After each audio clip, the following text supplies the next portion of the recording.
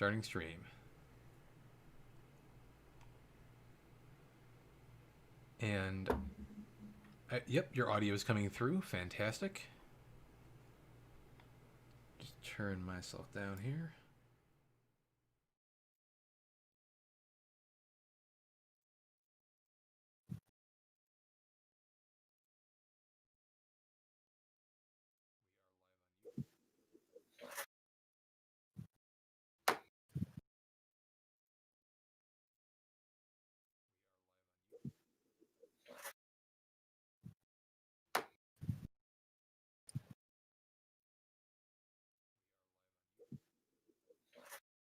Are we live now? It doesn't say we're live. Let me try to open it again. Are we live now? Doesn't. Yes. Oh, I see Sneaky Sully.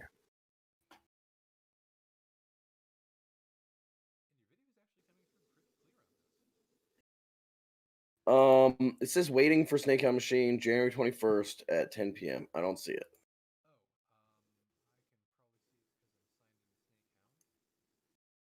But like, I'm looking at public. Like, it doesn't look like it started.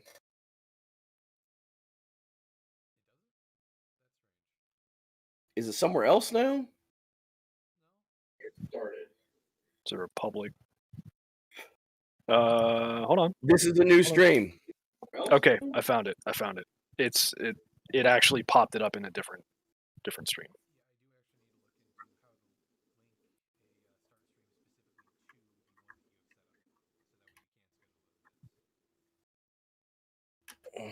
So it's a different link. All right.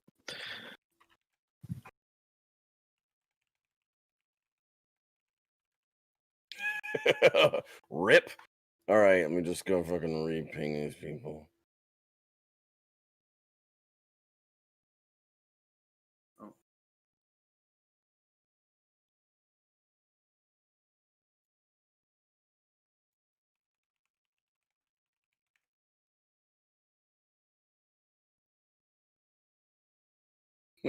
All right. All right, here we go. Much better.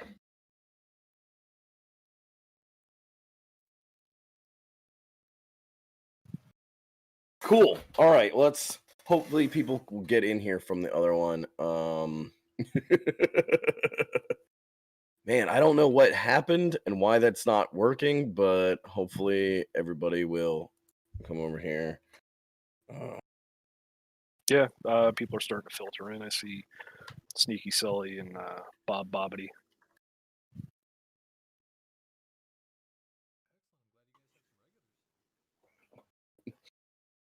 All right, there we go. Awesome. All right, cool deal. Oh,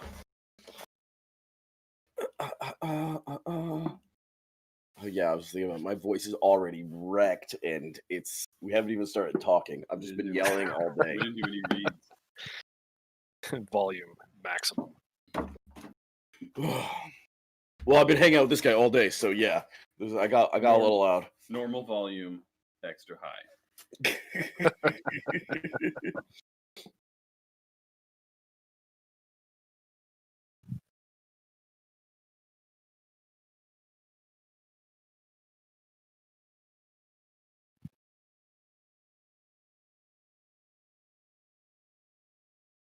Okay, all right. Cool.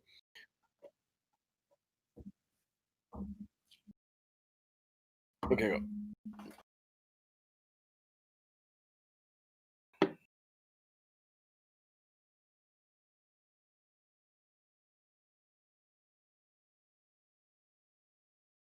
Adobe Illustrator.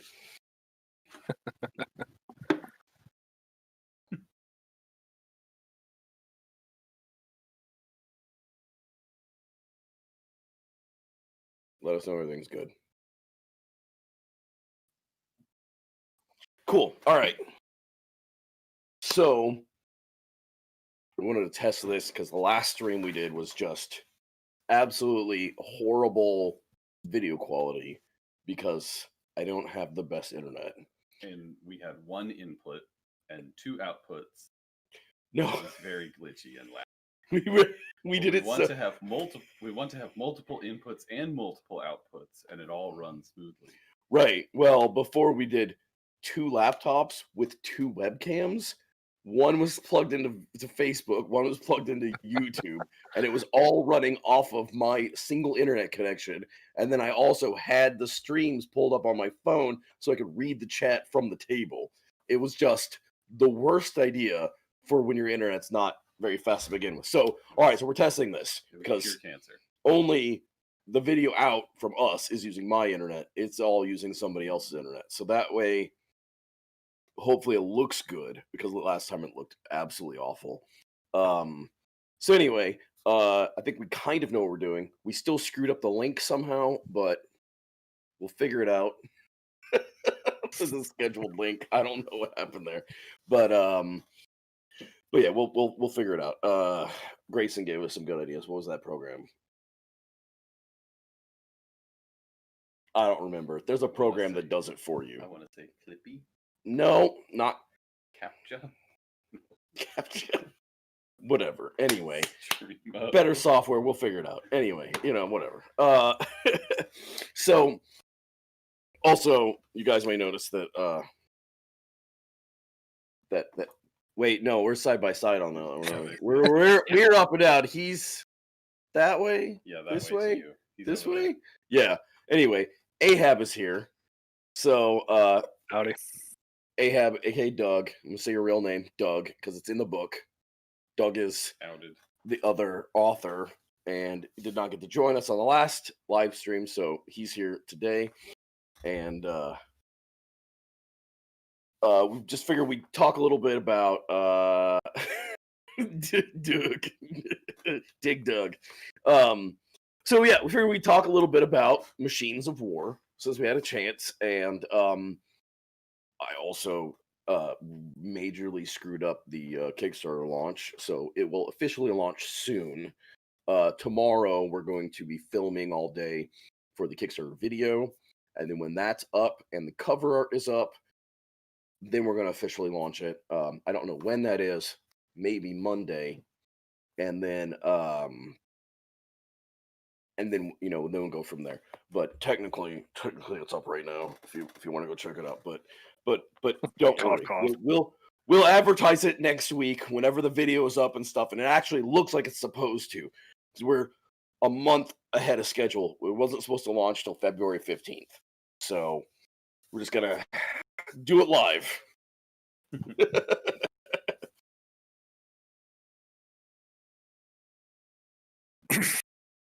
Okay. So yeah, let us know if you guys have any questions about Machines of War, because we want to talk about it. But yes, Doug. So, on the note of questions, basically how this will work is I will ask Adam and Owen here a couple of questions based on the books. And after that, anything that we don't cover that you guys still want to know, feel free to just drop that in chat. We'll bring it up. We're all watching the chat, so feel free to interact. And yeah, we'll go from there. So starting off, let's start with the talking point. How is Machines of War supposed to work? Owen, you want to explain that? Like, okay, so the war game, standalone war game, it's streamlined. It's supposed to be easy to learn, easy to play. So there's in the rules, there's 2 different methods of movement. So you can use hex grid, or you can use open terrain. With open terrain, you measure base to base, and with hex grid, you get a number of spaces. Those all use the same stats because 1 inch is still 1 inch. 1 inch is 1 hex. So you can use either method. It just depends on what table preferences. Because if you're coming from Warhammer, then you probably like open movement. But if you're a BattleTech player, you may prefer to use hexes. It doesn't affect the game either way, so whichever one you prefer is fine. And so the way the game runs is, you have your units, and your opponent, which can be multiple opponents, have their units, and you have initiative for the table. So on your turn, each unit has 3 actions, and you can use those actions to move up to your move speed. So you have a move speed of 10, you can move 10 spaces, and you can use those 3 actions to do whatever you want. Yes, 1 inch, 1 space. That's correct. So 10 inches or 10 spaces, it's the same because it's, roughly the same. And we're doing base to base measurements if you're just measuring.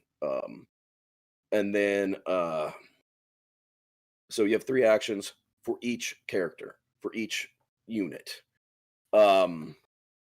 So you just run through and make sure each of your units all get their 3 actions, and then turn goes to the next guy.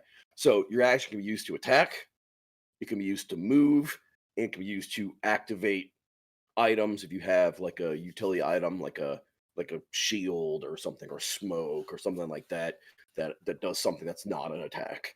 But so you can move 3 times, you can attack 3 times, or any combination that in any order that you wanted to do as well.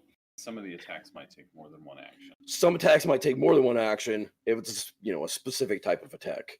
But we wanted the game to be really easy to learn, because nobody wants, like, you don't want to, I don't want people to have to take days of reading all of these rules and then have to find someone who already knows how to play so they can learn how to play by playing with somebody who already knows the game, something like that. Like, you should be able to open the book, and you could use tokens, or, like, print off some little paper guys, and you should be able to open the book, learn how to play, and then play it and have fun in one evening, like one session. Right. And play multiple, like, scenarios. Or if you were playing a game of Pathfinder and you got into an encounter that it said, okay, go use War Machine rules for this encounter, it wouldn't be something that you would have to prep weeks in advance and everyone would have to learn like a whole extra rule set to be able to figure it out. It's something that you could crack open the book right then. Yeah. And figure it out on the fly. You just still have fun with it. 1-page cheat sheet, cool, let's play and go. Yep. Yeah, it's like, it's like the beer and pretzels BattleTech. I love that description, by the way. So basically what we're getting to is it's all supposed to be very streamlined, very easy to pick up, and it plays fast. It's intense. Like, it moves fast. If you have a lot of guys, it'll go slower, but man, you can go, and like a game can run quickly. Yeah, and again, this is also going to be standalone, so you don't necessarily have to be playing Pathfinder to enjoy this game. And people who've never even played Pathfinder can get into this and, sink their fingers in and start having fun with it themselves. Right. The war game section is by itself, stands alone, and can be played. It's its own game, and it just happens to interface with your regular RPG, tabletop RPGs. Awesome. So, on the note of being able to play this standalone or integrate it with Pathfinder or fifth edition even, what are we looking at for what the players get in their war machines? Like, what kind of modularity are we looking at? Or is there going to be kit bashing available? How much is encouraged? How much is too much? Give us some info on that. Well, okay, so there's that gets on like 3 things. One is we encourage substitution. If you don't have our models available, use a different model. That's fine. Like I know that we don't have to give anybody permission to do whatever they want, like in their own homes or whatever. But some war games specifically disallow substitution, so we thought it was important to make sure that it was explicitly encouraged. So if you have a different model from a different company and you like how it looks and you want that to be the model for your war game, we encourage that. Also, kit bashing is great because you can grab, bits from different manufacturers or on eBay or Eastern Europe or something, and you can add those to your war machine to make them represent different weapons or different pods, like a rocket pod or something like that. That's great. We plan on offering a lot of different accessories that are low price, so that you can customize your war machine to have exactly the same loadout that it does on your war machine sheet, or your on your sheet. So you have, this many rocket pods and this gun and this other thing. You can have all those bits and build it so that it looks, how you want, because it's supposed to be customizable. The rules are simple, but the customization options are very deep. So we want to have a lot of accessories, along with alternate parts and different things, so that you can, mix and match and build wherever you want, and it should all fit together very easily. But if you want to use other model parts, or you find something online, or you want to design your own 3D print and build it in there, that's also explicitly stated in the rules that it's allowed and encouraged. And not, again, you don't need to ask us for permission to do anything. Once you buy the book, it's already yours, so you can do anything you want. But because it's been put out there that other companies disallow that, we thought it would be good to explicitly say that it's encouraged in the book, in the rules specifically. Excellent. We don't sell paint. You can use anybody's paint, obviously. You want to mix Tamiya with Citadel? Go ahead. It's your world. So now that we've covered the modularity and kit bashing and substitution and everything, Adam, Yeah. how would you say the style of Machines of War stacks up against the previous Savage Company books? Is this going to be a far step away from what people should expect from the previous work, or are we still in the same vein? So the Machines of War book itself is just going to be an extension of the Savage Co stuff that we've already built on. So like the book is going to be a full sequel. We're keeping Savage Co is one of our main factions. The style of our other 4 factions are going to be wildly divergent from, the Orcs with Guns stuff that we delivered before. They're still there. We're going to give more content for Orcs with Guns. We're going to give them big stompy boys as well, but we're gyrocopters and gyrocopters, and we're gonna have railgun draw some. But we're also bringing in other factions that have like completely different styles from what we've seen with those monstrous races. Give us a rundown. Of the factions. Yeah. Let's hear the factions, man. We've got the Brass Guild, where we're going to bring in some reimagined gnomes and dwarves, and their our take on gnomes and dwarves, and their weird corporatocracy castles, steampunk magic stuff that they're gonna have. They like explosions and brass and wood and cogs and magic all mixed together.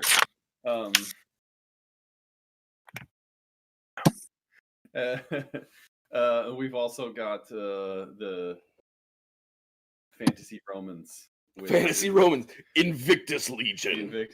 Yeah, they have proud and noble. That says it all. Fantasy Romans. They have proud and noble heritage, but there's some immoral practices that they have woven in with their modus operandi as well. Those guys have really neat style and like to use swords. I'm very excited for the Invictus Legion. I Building can't wait for 12 people to start javelins. seeing their art. I think a lot of people will be excited for the Malleus Protectorate as well. There are super edgelords. It's black metal flames, harnessed demons. Their mechs are not actually completely machines.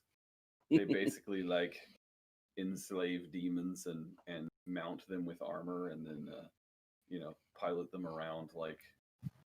They don't have engines. They have a machines. bound demon whose power makes the machine come alive. They may or may not bleed if you cut off their arms. Just straight, just black metal with these guys. Like every time you see one of them on the battlefield, there's going to be like heavy guitars and like screaming somewhere going on.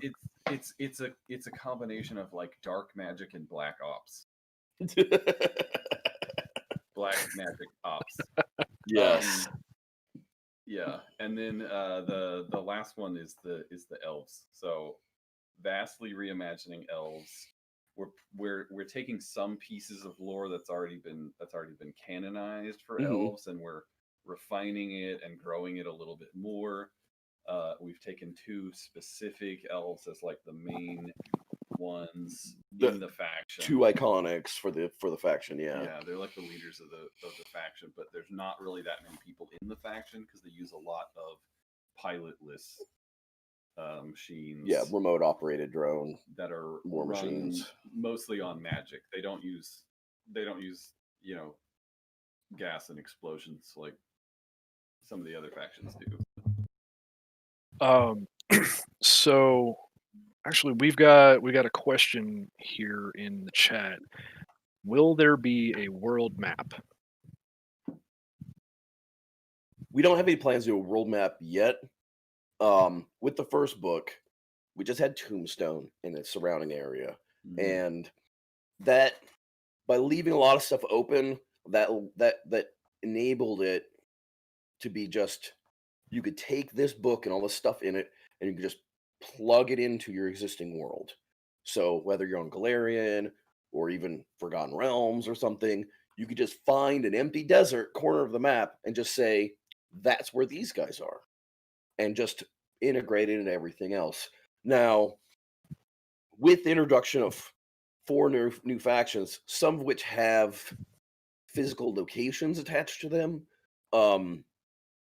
we're adding a little bit more of concrete material to the world, and we're expanding on, well, it was just one piece, now there's several pieces that are connected, but the rest of the world is pretty much a blank slate. Which is, maybe something that we'll fill in a little more over time, but as right now, we don't want to give you a whole world because that might not be the world that you want to play in, or may not fit well with the world that you have in mind. If we wrote a world, we would write for that world, and then to take the material into your own world it might catch, it might not fit. Yeah, right. I like leaving a lot of it open, and so there was just a small chunk that was revealed, and the rest could be anything. Now that small chunk is getting bigger, but it's still isolated pockets. But there's still, it's still pockets. So there's still a lot of stuff that isn't spoken for that can be anything, and it still interfaces with your existing games well. Now, as we do more books with Machines of War, and then beyond that, we'll end up revealing more and more of this world, and eventually we'd have to do like a full planet-size setting, I guess. But for now, I like leaving it open. So that question had come from Sneaky Sully, by the way. So thank you, Sneaky. Let's see. So let's talk about. You mentioned figurines, and any of our backers, anybody who's in the Discord for Savage Company, they've already seen a little bit of a preview of what's to come. So let's talk about the miniatures. The minis. Yes. Actually, I put out an update yesterday, I think. So everybody who already bagged the Kickstarter got a bunch of pictures yesterday. Let me go grab that. Hold on. Oh, you're actually grabbing the mini? Yeah. While he's doing that, I will. Thanks, Unicorn Gundam. My little dude holding on to. Yeah, show that a little closer. So that's no, don't show that. Oh. Don't. So, all right. So, since you already showed it, we might as well talk about it. Yeah. So, the STL files all come unsupported and supported. So that's what you get. What we're also doing is we're making this pre-supported card thing. This doesn't go out to the Kickstarter backers. We're making this for us because it costs a little more resin, so it's a little more expensive to print it. But at some point in the future, for people who don't have printers, we're going to sell these cards. You can just go ahead and show it.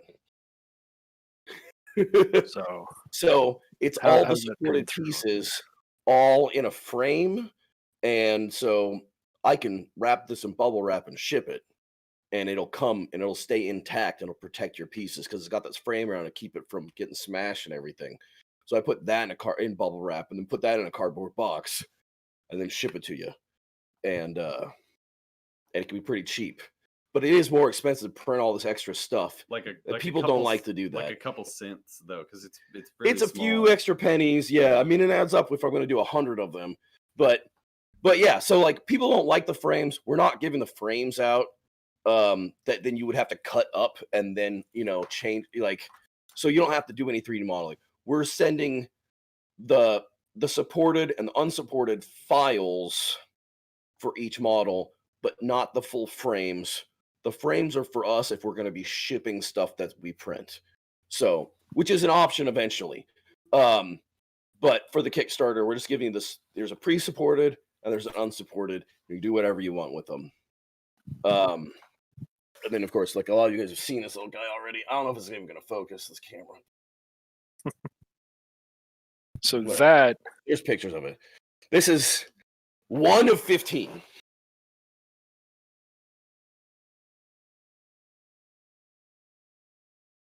So what Owen showed, that was what was on the card, cut out and assembled and glued onto its base. Yeah. So that's the Savage Co. faction light war machine. Sorry. So 15 is because we're designing. There's different sizes. There's size categories of war machines, and then there's also going to be multiple ones for each faction. One for each faction. 3 sizes, 5 factions, 15 models. One for each size for each faction. Yeah.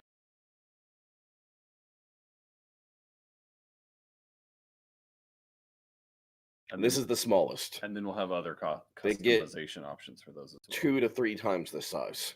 This is the littlest guy.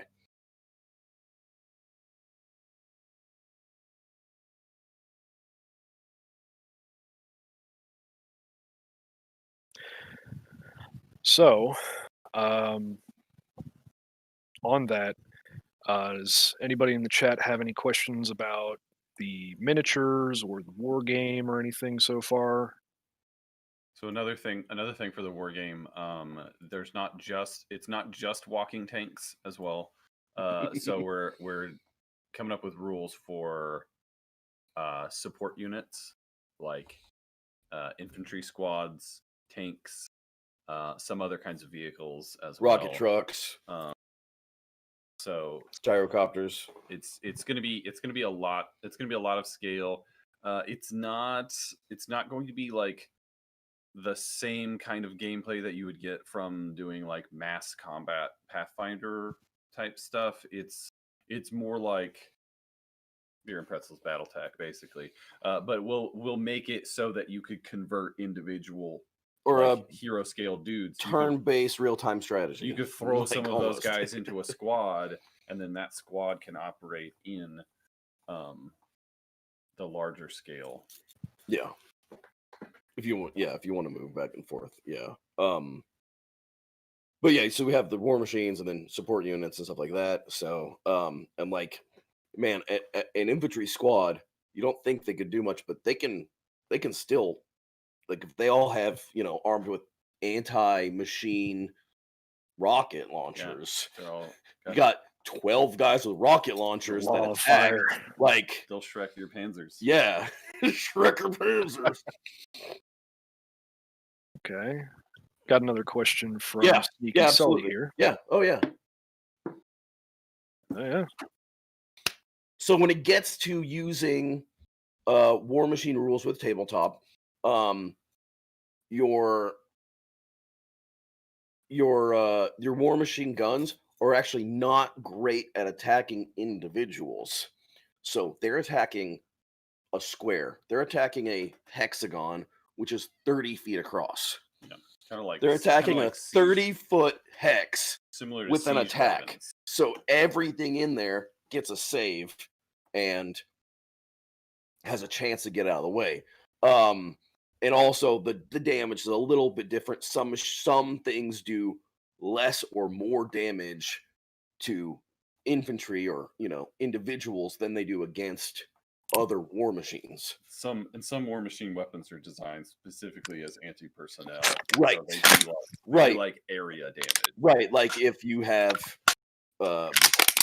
anti-personnel flamethrowers, those do no damage to other war machines, but they do a lot of damage to everything in adjacent hexes. So,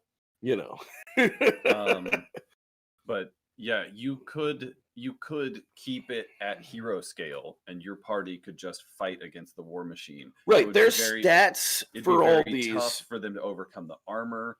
They would have to do a lot of damage to be able to take it down. It would be a very tough. But fight, yeah, you could run level they are. this as a boss, and you could just be playing Savage Company, Pathfinder or 5e with your party of 4, and you could run across a guy in one of these as a boss and fight it. And that's totally feasible. That works. You don't even have to go to War Machine scale, because War Machine scale is, for a whole battlefield. You could have this guy stomping around your individual characters, and that would be extremely terrifying. You could alternatively, your party could have a war machine, and you could be facing off against dudes on the ground, and you could just assemble those guys into a unit, and you could play it as war machine scale. Or you could do wholly in one or wholly in the other. Yeah. Or go back and forth. You could be like, you could run through a whole campaign and be like, all right, we're gonna, you found the hangar, and there's, there's 2 giant walking tanks in there. Let's steal them, and then now you can run the rest of the game in large format in Machines of War rules on a hex grid. Fight off the army with your stolen tanks, and then go back to regular style tabletop gameplay after that. So it's whatever you want to do. It's fluid. You can go back and forth. You don't have to do hardly any math.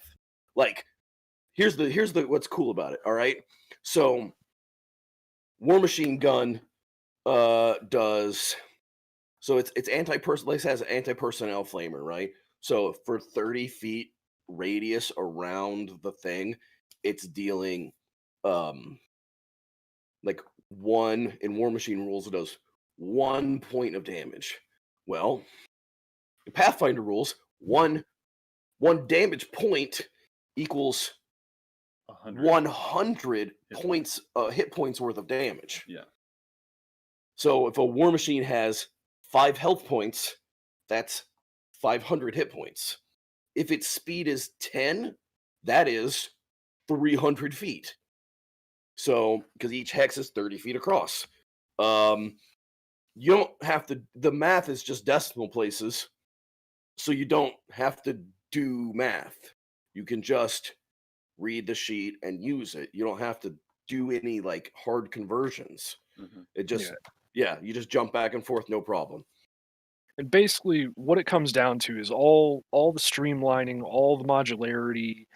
This is all to empower the players themselves as well as the game masters, because it's like Adam mentioned with creating a whole world. Maybe you don't want to stay confined within this cage that is built for you. Maybe you want to just take bits and do whatever you want with it. Same thing. It's all about giving all the tools to you to give you the best experience possible for your games. So the more we give you and the more you have fun with it, that's what we want. Yeah, that's always been our design philosophy as well. Like, we're gonna write not necessarily things that are better. We don't necessarily want to power creep.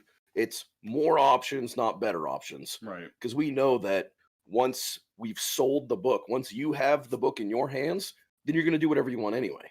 So let's give you a lot of good options that you'll actually want to use, rather than do something completely different. Like, it's making a better toolkit with more tools in it.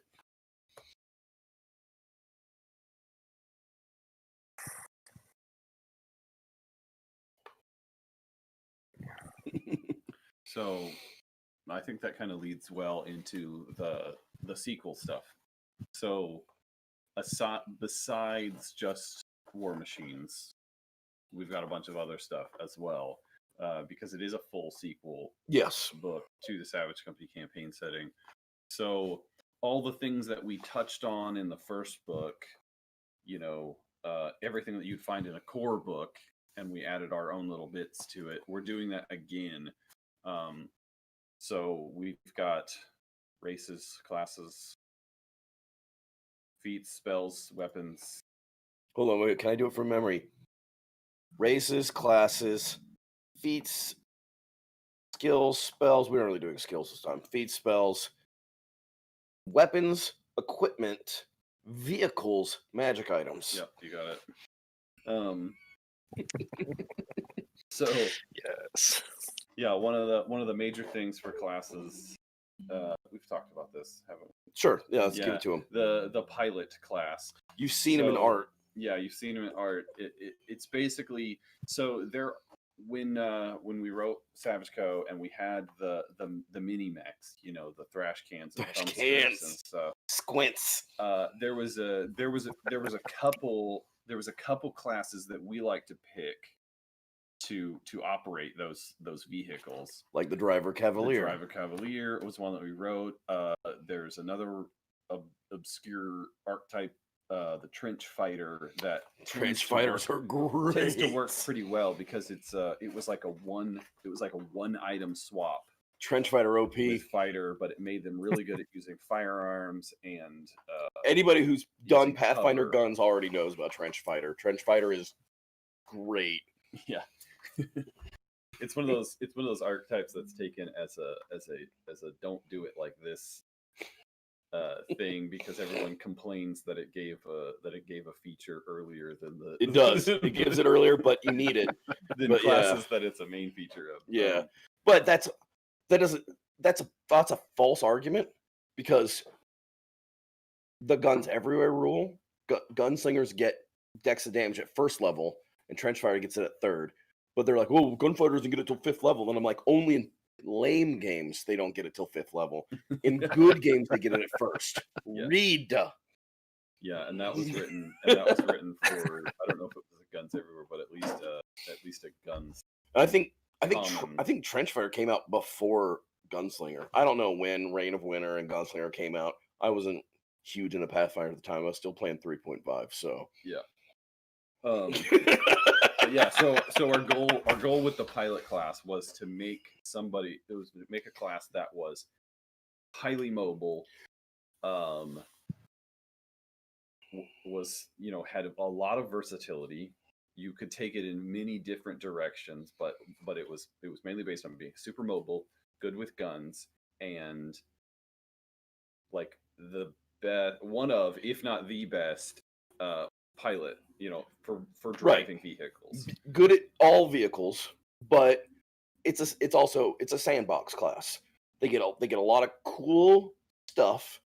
Kind of some things that kind of rogues or monks get, but so they get some cool utility stuff and mobility and utility things and skills, and then they get some class features for piloting, and then everything else is pilot talents. And pilot talents is this giant toolbox of stuff you get to pick and choose from and build your class how you want.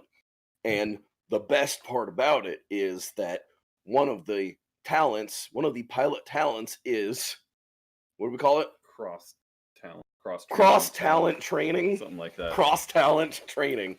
Yeah, I think. Well, hold on, let me look at it. I have it right here. But basically, pilots will get to pick talents, cross talent training from any of those other classes that also get a pool of talents. So they can pick Slayer talents, ninja tricks, rogue talents. They can pick up any of those. Right. Rogue talents, Slayer, and ninja tricks.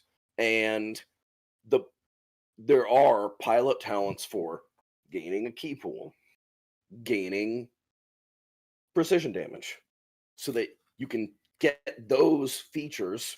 They might not be exactly the same as a base class that has those as a core feature.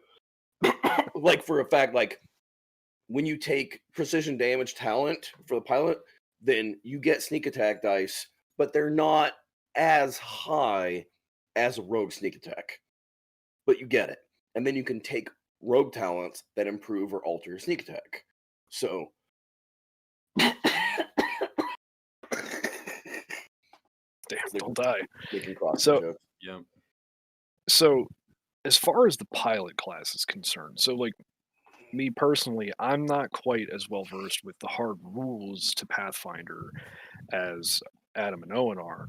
So when they started showing me the inner workings of this class and how everything's supposed to work, my brain switched into RPG mode from video games. And I just started I started seeing the parallels of like how I would play the class if it were in video game format. And I personally cannot wait for you guys to see this one because it is really cool. There's so much you can do with it, and I feel like it's going to be a really big hit at a lot of tables. Just for the fact, and touching back on to the giving players more tools thing, Yeah, just it is. what you can do with it. It's a complete sandbox. You can build it into anything you want. Much how like fighters, you can build anything with a fighter with feats. You can go Yeah. different directions. This is that rogue, slayer, ninja kind of area, but it's a full sandbox, and it's wide open. You get to build it however you want, and like the cross talent training talent, you can take it Yeah. multiple times. You And each time you have to pick a new talent, unless that talent can be chosen multiple times. you could So you could build you it could into just a rogue or just a ninja or just a slayer, but you're not going to be quite as good as that base class. if at you doing could that use it to class's duplicate things. another class, Yeah. but yeah, it's but you can where it mix would and match excel- all these different things to get exactly what you want out of Yeah, it. the things that There's they so do, many options. the things that they do better than those other classes though is around vehicles. Vehicles and then- guns, yeah. And then you can use that sandbox of talents to do other cool stuff with the vehicles.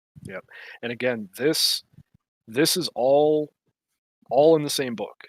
This Yeah. this sandbox class, the pilot is, and everything that it gives you is going to be a part of the machines of war. So you're going to have this new class with all these things you can do. You're going to have your war machines and everything that comes with that, all the customization, all the modularity that comes with that, and all the accessories. I mean, just touching back on all the previous points, like there is so much stuff going into this book, and it's very, very exciting. We cannot wait to get this out to you guys because it is going to be it's going to blow the lid off, and it's going to be awesome. We've got two Sullys arguing about PBRs in chat. Yes, there are jump packs. Yes, they and yeah, we may need to do an advanced version of the jump pack because the ones in the base book they're essentially a non-magical physical cape on the mountebank where instead of you dimension dooring you blast off into the sky on a solid fuel rocket and then come down hopefully where you wanted to go. Are you talking about You War can't just Machine? So we talk jetpack about away from all of your Rocket problems. jetpacks. Well, there's different things. So we'll have War Machine jump jets. Well, okay, yeah, there's we already have individual rocket packs. We have vehicle jump jets, we have rocket packs for people. people and vehicles in the main book. Okay. That already exists. And will they exist for war machines? So your war machine can blast off and then death from above? Absolutely. Yes. 100% yes. The pilot class also comes with his pilot kit, The pilot kit is which super cool. allows them to wall run, double jump kind of stuff. Yeah, super far jumps and run on walls and that kind of stuff.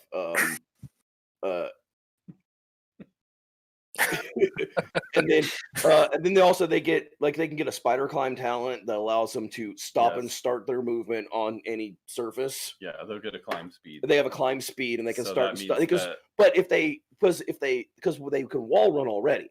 Hmm. So if they have a climb speed, not only they have a 10-foot climb speed, but they can stop and start regular movement so long as they start and stop on any surface that they can stand on. So yeah, climb can- speed means you can you stand can on the wall run up the wall into the ceiling and then stop there. Yeah. Because you also have a climb speed, so you can just stick there. You can run on the ceiling down a hallway, and yeah, it's really cool. It's all I just part of wanna- their kit too. Yeah. I just want to bring attention to what Pretty Boy Racing said. Make it interesting. Model rocket engines. Oh man.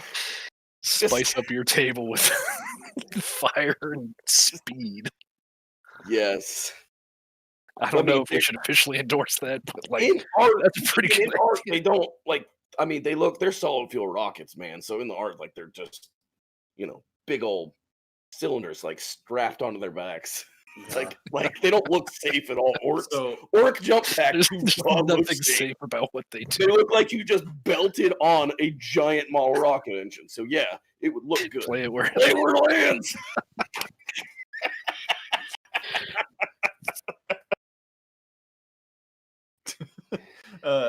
we So- do have parachutes though. So if your individual is Yeah, using, we do have parachutes. using That's a jump real pack to thing. get up That's in high, the you can book. parachute down. The The war machines, they'll just absorb it with their robot legs. It's fine. art's almost done for this, but so the orcs don't have gliding or winged flight. They They've didn't. They never invented it. They've never foils discovered. and And, aerodynamics. yeah, they so the orcs, they have blimps, and then they saw other races using propellers to push their giant They bags have of air lighter than- around. They have lighter than aircraft. So they have they have dirigibles Big and ass blimps, combustion engines. and then they put their engines they put with those propellers on fans them, the fans on the engines to push their blimps faster. And so it was a natural extension from having blimps and propellers, dirigibles and propellers, to go from that to eventually discovering how a gyrocopter works, an auto gyro, where it has a big propeller in the front, there's a propeller in the front, and then a really big propeller on top that isn't powered by anything. The air from the front propeller spins the top propeller, and then it flies. And so our orcs never figured out how to glide. They don't have any gliders. They don't have any winged flight aircraft whatsoever. But they did manage to develop auto gyros, and man, they look hilarious and awesome. I love it. Like they don't know how gliding works. They don't have how winged flight works, but they learn to beat the ever-loving out of the air with raw horsepower. Yes, they beat it in the submission. So when Figure out helicopters. No, they don't know how helicopters work either. But auto gyros rotating- is much easier. Auto rotating aircraft. They figured that out. so when Owen had dropped this on Adam and I, so I'm a bit of an aviation buff. Yeah. He hits me with the concept art that was still in work at the time, and I remember looking at it, and it was this crazy bastardized version of what's familiar and what's alien to me. And all I could think was like I was staring into the uncanny valley of horsepower and heavy metal. And I was like, Are you talking hell about yes. Are you talking about the big one? Yeah. I'm talking about both of them. Okay. Oh, I don't want to say too much, but Did you see? both. Did you see Owen's crude sketches of art correction for those? Because they were pretty My funny. MS Paint. Yeah. Sharpie style. Whit Sullivan says helicopters work by beating the air into submission. Yes, That's normally true. that is true. But they also need This science. what our orcs and Savage Company are doing, this is not beating the air into submission. This is declaring a crusade on air. How do orcs fly? Through jihad. Through the power of jihad.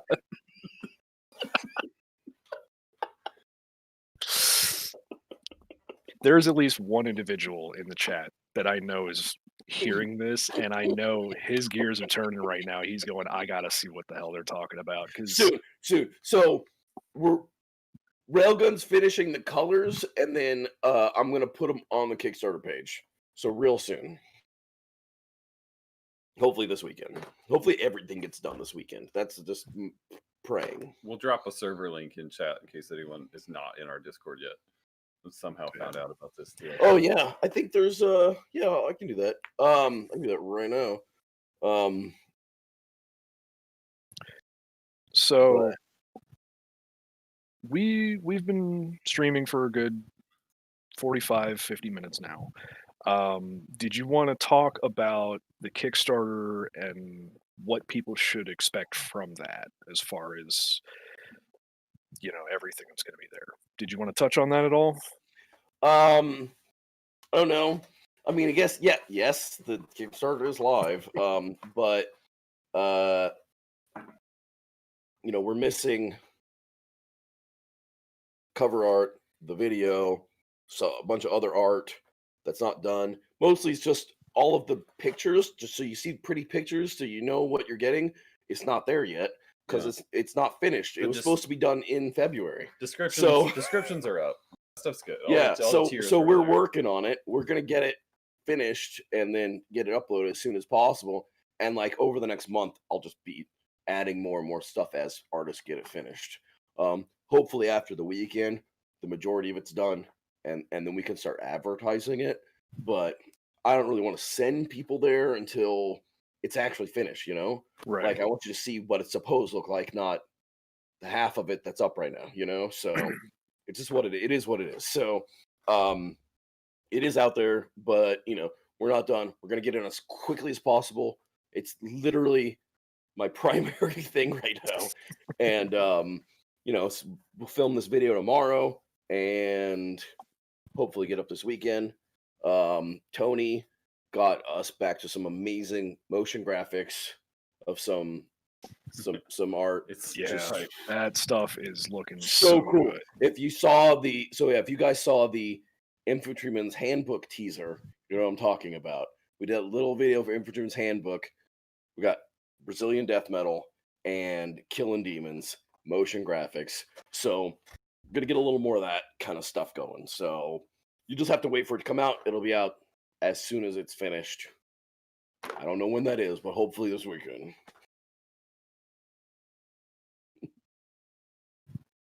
So I think that's it. I think after the Kickstarter's launched, we'll schedule another one of these farther out, and then with more notice, and we'll do a real live stream, not a test, in probably a month from now. Test. Yeah. And we'll go over this stuff. We'll go over some more, and we'll have art to show off. We can show it on screen and stuff, and we'll do a real event. Maybe about a month from now, before the Kickstarter is over, we'll do a real, more professional one. We're professional amateurs. With advanced notice and stuff, not last minute. Yeah. Yeah, that's fine. This is a good test. Could check out, figure out what we're doing behind the scenes, which we still don't know. Anything more in the book we wanted to talk about? We got some race. We touched on it a little bit. Races, monsters. We're doing reimagining, and a lot of. We're gonna have some new stuff, but yeah, we're going over core races a lot, like the dwarves, the elves. I actually like elves now. Like, how is that even a thing? We had to make our own. We had to make our own before they would like them. Yeah, I mean that makes sense.